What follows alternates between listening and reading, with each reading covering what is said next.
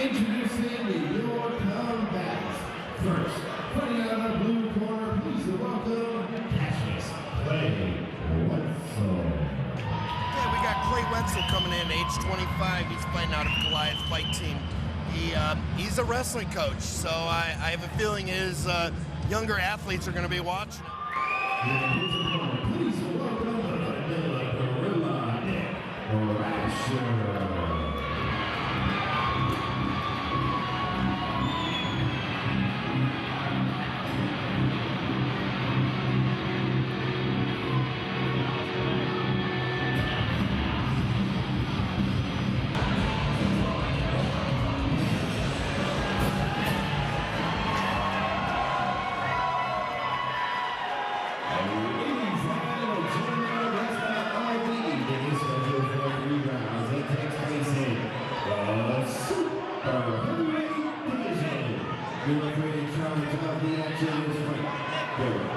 Introducing your comebacks. First, fighting out of the blue corner, this freestyle fighter stands 6 feet tall and weighed in at 270 pounds. Tonight, he seeks his first MMA victory inside of the cage. He hails from the Rubber City of Akron, Ohio, and represents Goliath Fight Team. Please welcome Cassius Clay his opponent across the cage to line up. This freestyle fighter stands 6 feet 4 inches tall and weighed in at 325 pounds. He is undefeated inside the cage with a record of a 1-0. He hails from the rock and roll capital of the world, Cleveland, Ohio, and represents Columbus Martial Arts. Please welcome Nick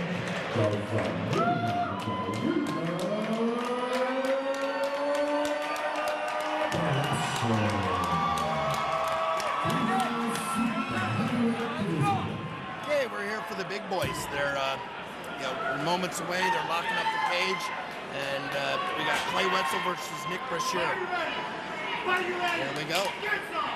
They do touch gloves, and Nick is definitely cutting the distance, throwing some heavy leather. These are big guys. These are big. I feel this cage rumbling on our table, and I'm so glad at this point I'm retired. I'm so glad I never decided to fight because these guys scare me.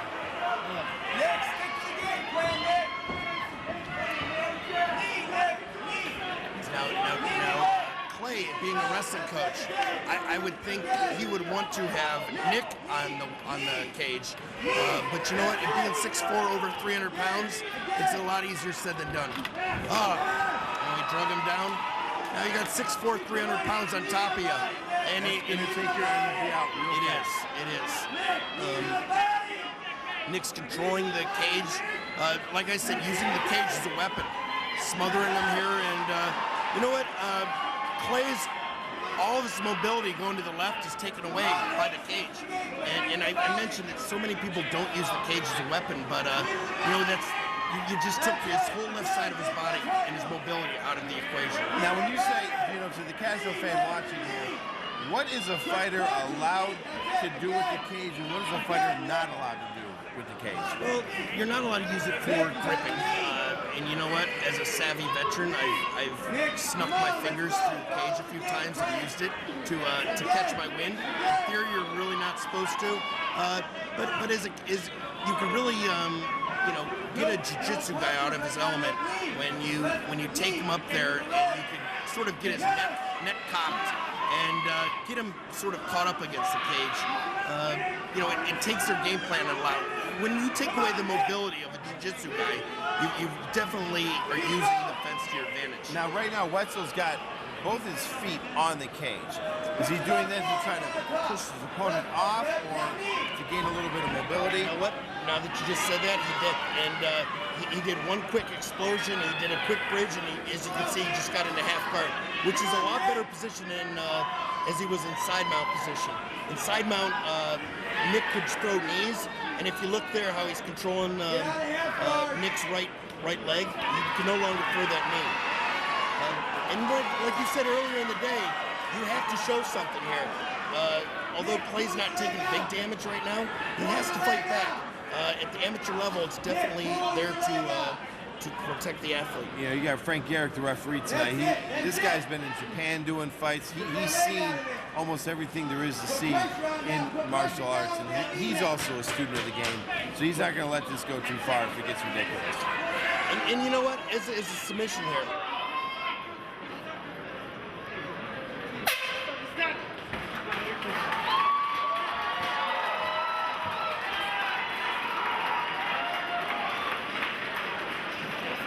Round number 2 of this scheduled 3-round super heavyweight contest.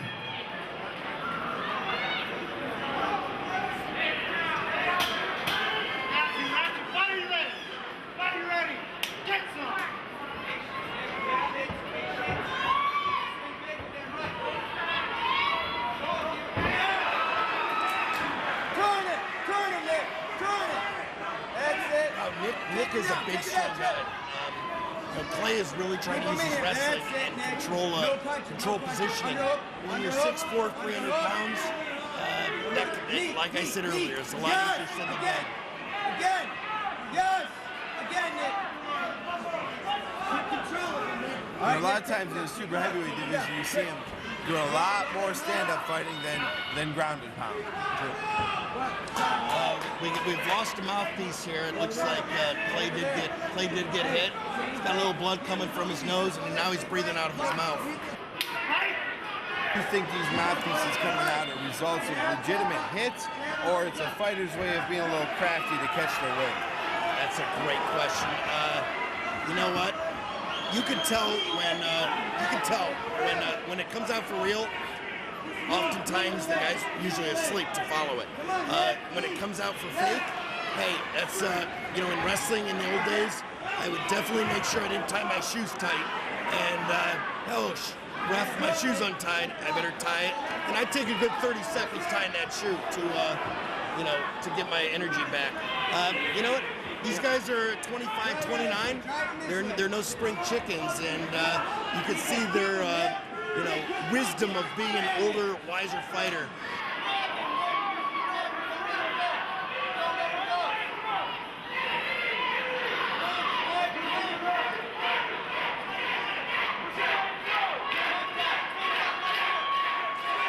We got a crowd following here for Nick Brasher. You get the crowd behind us chanting Nick, Nick, Nick.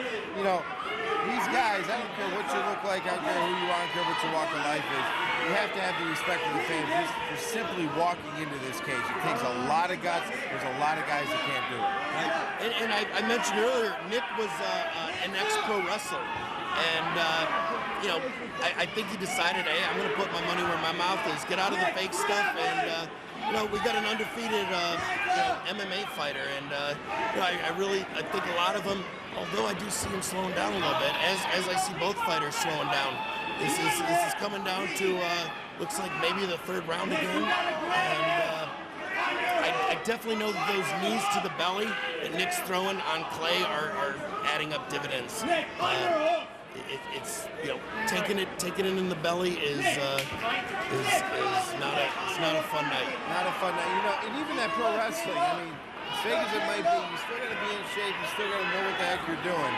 You know, and you're going to catch punches even doing that. So that might help him even in mixed martial arts. Just the discipline that it takes to learn a craft. Hey, learn a craft, and you know what? They're athletes.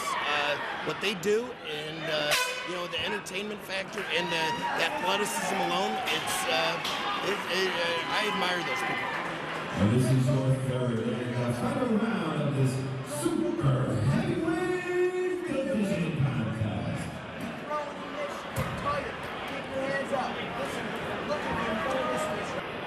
They are stressing the fact that you got to go one more round.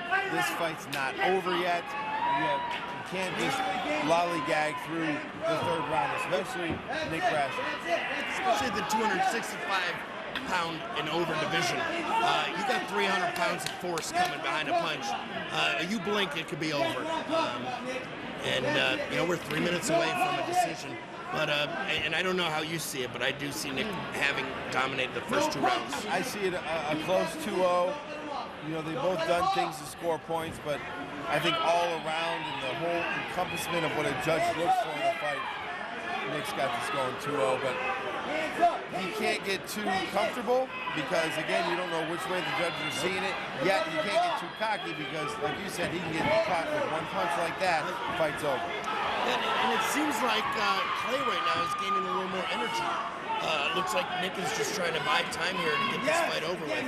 And Clay might have found his second win here. He definitely can't stay here on the fence. If you're really going to push the pace and try to win this round, he's got to get his butt off the cage and quit eating knees to the belly, which he did a great job there of circling out. I think he needs to break. He needs to break away from him, which he just did. He's either got to take him down or he's got to land a big one. You know, and Brescher's doing the smart thing, tying him up, making him exude his energy to break that. And those knee shots, although not too powerful, take it out of you 3, 4, 5 in a row. Right. And it's also stalling time. He's staying active. He's keeping the referee from breaking him up. And as long as that clock keeps ticking, he's getting closer to a victory. I didn't like how he's hanging his head there, right on his chest. You being a former boxer, you're begging for an uppercut, and that's a devastating punch. He got smarter here. He's got his head here higher protected, and he's keeping the pressure on. Brescher's he's gassed. He wouldn't be laying his head on the guy. Those 3 seconds, and now all of a sudden, now they're going to start boxing right now. It's getting interesting. And Wetzel had landed 2 very, very clean shots. Getting interesting. There's got to be short time at this point, and he's getting rocked. And like we mentioned earlier, at the amateur level, referees stopped the fight a lot earlier. Frank Garrett's not going to let this go too long. These clean shots are done. Brescher just left his head up and took a breath out of his mouth. He's exhausted. And you know what? I've never heard the crowd so animated. These guys are throwing some bombs. This is a good old slobber knocker here. 10 seconds left in the fight. I think Nick just ran him up here. I see it 2 rounds to 1. How do you see it? I see 2 rounds to 1, but I would not be surprised if we see a split decision. All right, we'll find out here in a second. Great fight. Hell of a fight. Ladies and gentlemen, a round of applause for this slobber knocker in the super heavyweight division. The final bell has rung in your judges. They have spoken. Judges Sheila Mason and Herman Horn score the contest 30-27. Judge Kevin Armstrong scores the contest 29-28. All for your winner by unanimous decision. And still undefeated inside the cage, with the new